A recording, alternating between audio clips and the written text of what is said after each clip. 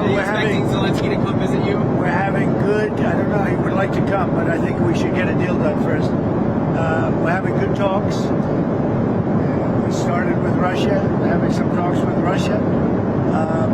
Ukraine is doing well. I think they're pretty happy about it. They'd like to see it end. And we won't know for a little while, but we're making progress. You said, what are the big things? We settled 8 wars, and I thought this would be one of the easier ones because of my relationship with President Putin. But this is probably one of the more difficult ones. There's a lot of hatred. You said there were a few points of disagreement that were still left to be. Yeah, a few. Can you tell us what those are? Well, it's just the standard things, but people are starting to realize it's a good deal for both parties, and they got to stop the war. They're losing a lot of people, a lot of soldiers, mostly soldiers. In that 28-point plan, it was originally leaked. There were some portions of that that said that Ukraine. Well, that was an original proposal, and then from there we went back and forth. So when it comes to ceding land to Russia, is that still on the table, or has that changed?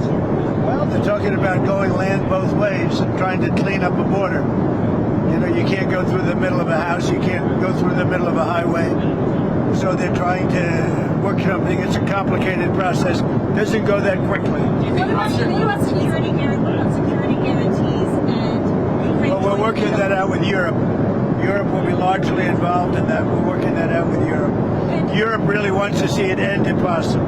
There were a lot of Republicans who felt that the first plan, the first 28-point plan, was too favorable to Russia. Have you changed Well, that? that was just a map. All that was is a map. That was not a plan. It was a concept. And from there, they've taken each one of the 28 points, and then you get down to 22 points. A lot of them were solved, and actually very favorably solved. So we'll see what happens. Do you think that Ukraine was being asked to give too much land back to Russia? I know at one point you said they shouldn't have to give any back. It's really up. Look, the way it's going, if you look, it's just moving in one direction. So eventually that's land that over the next couple of months might be gotten by Russia anyway. So do you want to fight and lose another 50, 60,000 people? Or do you want to do something now? In some cases, the land is going in the other direction. So they're negotiating. They're trying to get it done. You want to have a border. You can't have a border that goes through a highway or a border that goes through the middle of a town. So that doesn't work. So it's a long, complicated process. And very sad because so many people are being killed. What's the next step? They're going to keep talking. They're talking to Russia now. Steve Witkoff is going over, maybe with Jared. I'm not sure about Jared going, but he's involved in the process. Smart guy, and they're going to be meeting with President Putin, I believe, next week in Moscow. Next week in Moscow? I think so, yes. What kinds of concessions are the Russians going to have to make? Well, they're making concessions. Their big concession is they stop fighting and they don't take any more land.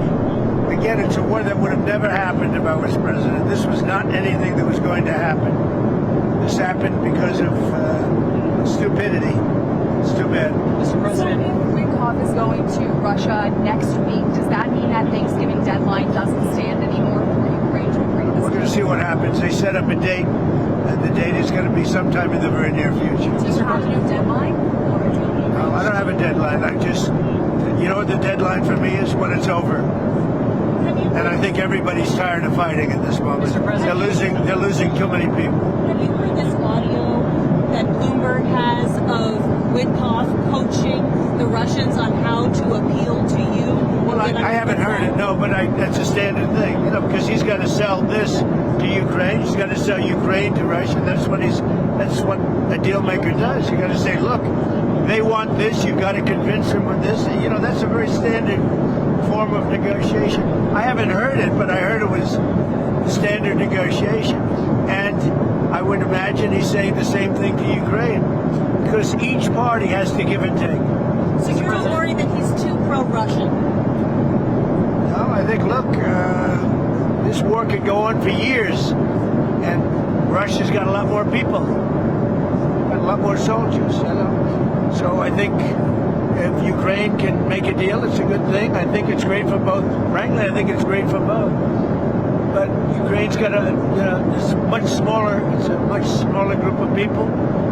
They've lost a lot of people. Russia's lost a lot of people. But Russia has a much bigger pool of people. Mr. President, are you planning to unveil a healthcare plan anytime soon? And Well, we're looking at different alternatives. I mean, I like my plan the best. Don't give any money to the insurance companies. Give it to the people directly. Let them go out and buy their own health care plan. And we're looking at that. If that can work, we're looking at that. That's sort of taken off. That's what I like. Don't give the money to the insurance companies. They go out and buy their own plan. You give the money to the people. I like it the best. are you planning to extend those subsidies? I'd rather not. Somebody said I want to extend them for 2 years. I don't want to extend them for 2 years. I'd rather not extend them at all. Will you do it? And maybe some kind of an extension may be necessary to get something else done, because the Unaffordable Care Act has been a disaster.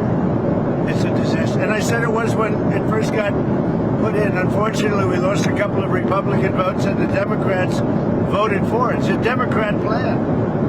And the premiums are going up, and it's the Democrats' fault. But, you know, they are negotiating with me. It's very interesting. They want to see something happen. Who are you talking to on the I can't tell Democrat you who, side? but we have a lot of Democrats want this plan to happen. They would love to see the money go to the people, and the people go out and get their own health care. And there would be nothing like it. Are you planning to replace Kash Patel as a No, he's doing a good job. This week, Cash Patel? No, he's doing a great job, I think. this week we saw those cases against James Comey and Letitia James tossed out. Do you still have faith in Lindsay Halligan? Oh, she's great. I think she's great. They got out on a technicality, and you'll see what happens from here on. But if you look at the actual charges, I think anybody that looks at it very fairly would say, boy, are they guilty. So let's see what happens over the next week. You know, the court didn't say you couldn't bring the case, re-bring the case, or appeal the case. So they have a lot of options. They're going to call the shot. I'm not calling the shot. But Lindsay's a very talented lawyer, actually. Mr. President, on Venezuela, sir, are you planning to talk to Nicolas Maduro? I might talk to him. We'll see, but we're discussing that with the different staffs. We might talk about Venezuela.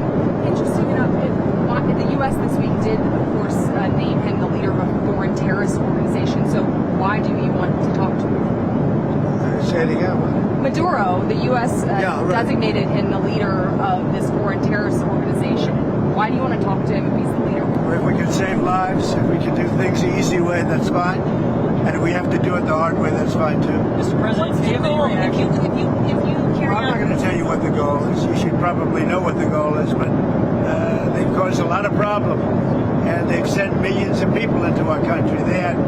They were probably the biggest abuser with Tren de Aragua and all the others that they sent in, the drug dealers, the drug lords, the people that they sent in, the jailbirds. They opened their jails and prisons and dumped them into the United States, and we're not happy about it. Do you want to, Mr. President, do you have any reaction to Mayor Bowser announcing she's not running for re-election in D.C.? Well, I got along with her very well. I liked her. We worked together.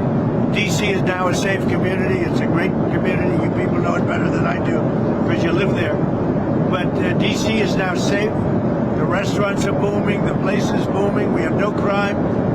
And we did that all in a period of 3 or 4 weeks and then made it better and better and better. And now we're setting new records. I mean, literally, it's as safe as there is anywhere in the country now. And if you go back a year, it was a very unsafe place. Before I got here, D.C. was a very unsafe, and it's our capital. We have to make it safe.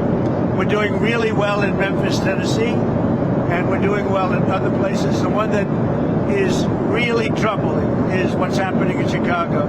The crime, it's a potentially great city again, but the governor's totally lost control. That's where you had the young lady burned. It's where you had a lot of killings over the last very short period of time. Killings. The governor has totally lost control of the state, and the mayor is grossly incompetent. How was your call with the Japanese Prime Minister? Great, it was great. I had a great talk. I have a very good relationship with her. I also had a very good talk with President Xi of China, and I think that part of the world is doing fine. Can you tell us about the content of your talks? Mostly trade. I spoke to President Xi about a lot of things, but trade and buying our farm products, and he said he agreed with me.